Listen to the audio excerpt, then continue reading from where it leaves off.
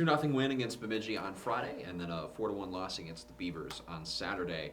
Over the past couple of seasons, it's felt like more often than not, those really low-scoring games haven't ended in our favor, and even a couple of times this year that's been the case. So what can you say about not just the defensive effort for the guys, but also the nerve to get it done in the clutch with less than 2 minutes to go? Yeah, I mean, we've talked for a while about, that was our first shutout in over 2.5 years. So, that's obviously a good sign. We held them under 20 shots, I think, both nights, which is another good sign. And going into the weekend, if, you're playing a quality team, you're tied for second place with, and a team that the series has been a really weird series with us and them. We win all the games there, and they've been winning all the games here. So it's really weird how that works. So if you said going in that you were going to get a split, I wouldn't have said you're crazy. Probably a little disappointed with the way we played and our lack of offense.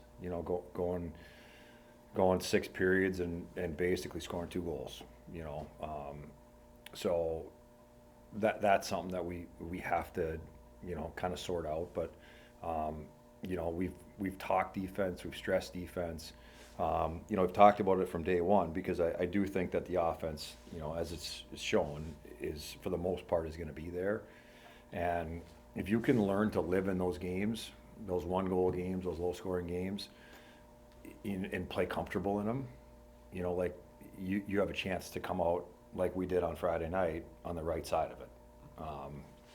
I thought Saturday, a couple bounces didn't go our way, and their goalie was the goalie of the week for a reason.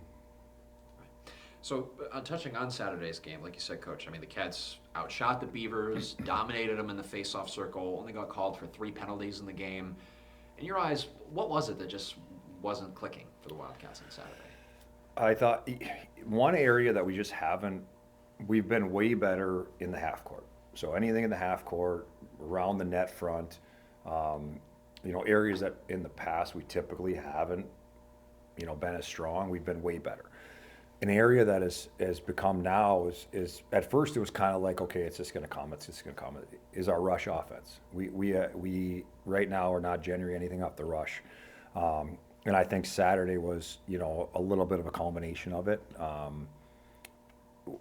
Couple things. We're not breaking pucks out through the middle of the rink. So we're getting pucks to walls where people can kind of push you into bad ice. And I don't think we're playing connected hockey. I think we kind of have our wings that end up, turned away from the puck.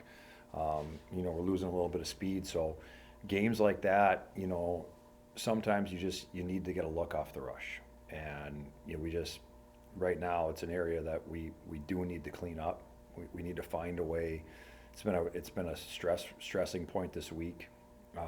Get pucks to the interior of the rink, push people back, because we have a lot of forwards that have good stick skill and can make plays off the rush. We're just not capitalizing on it right now. So Friday was the first career shutout for Benny, and he's been playing well up to this point this season, and he's kind of continuing a trend for where a lot of young goalies have been finding success for the Wildcats. John Hawthorne saw extended playing time when he was an underclassman.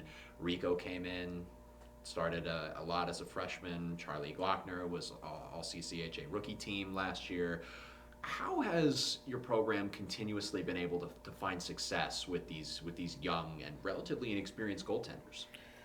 I think it's a case-by-case situation. Benny's probably been put in a little bit more stressful situations early than maybe we've had to do in the past. He's just a calm competitor. I talked to the guys yesterday, and a little bit, we're talking about toughness still, trying to be tougher. There's 3 categories that to me kind of tell you where you're going to be as a team: your power play, your penalty kill, and your save percentage. And I took the top 15 in each category. We're 10 and 12 in the country, 10 in the power play, 12 in the penalty kill. So I took the top 15. How many teams are in the top 15 in both categories? And there's 4 of us. So Harvard and North Dakota are ahead of us. We're 3, Mankato's 4. So then you go, okay, save percentage. Benny's got a 923. That's legit.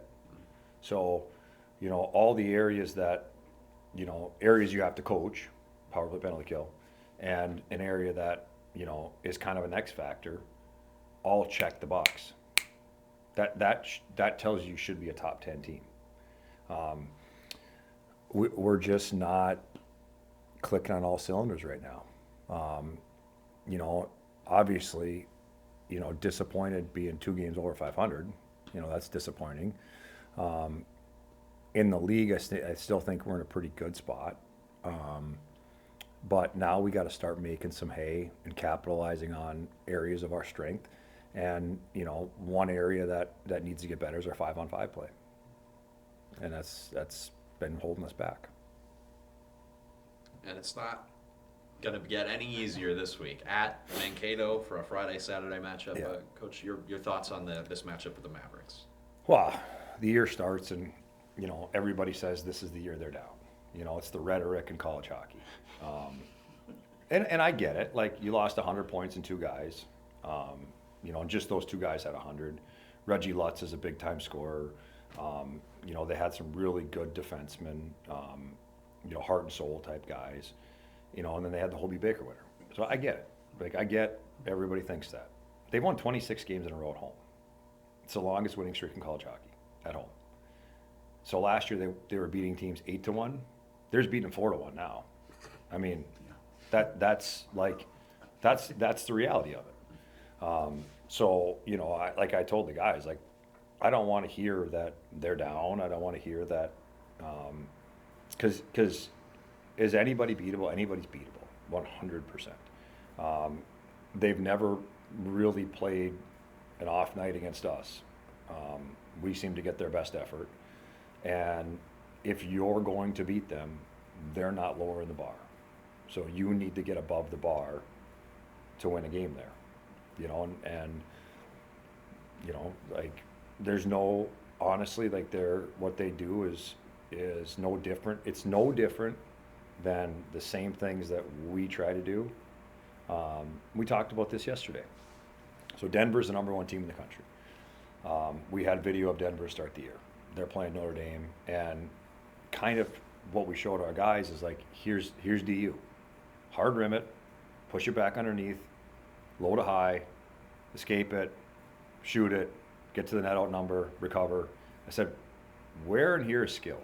Show me the skill of this. Same thing at Mankato. It's not, it's will. And then they have guys like that we do too. We have guys that at the net can really hurt you. We have guys that if they're in space can really hurt you. But we're not doing those other things yet consistently enough to be able to have the success we want. So, back to them, there's no secret on what they do. They're really good at it. So with all that said, I don't know if relief is the right word, but is there going to be some feeling like that when you get into the building on Friday and see that it's not Dryden McKay in between the pipes? I think he was probably the most underrated player in college hockey until his senior year.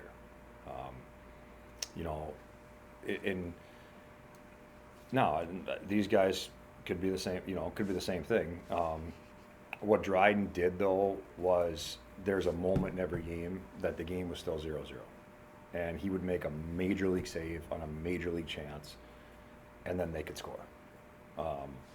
So you got to earn that chance again. Hopefully this time it has a chance to go by him.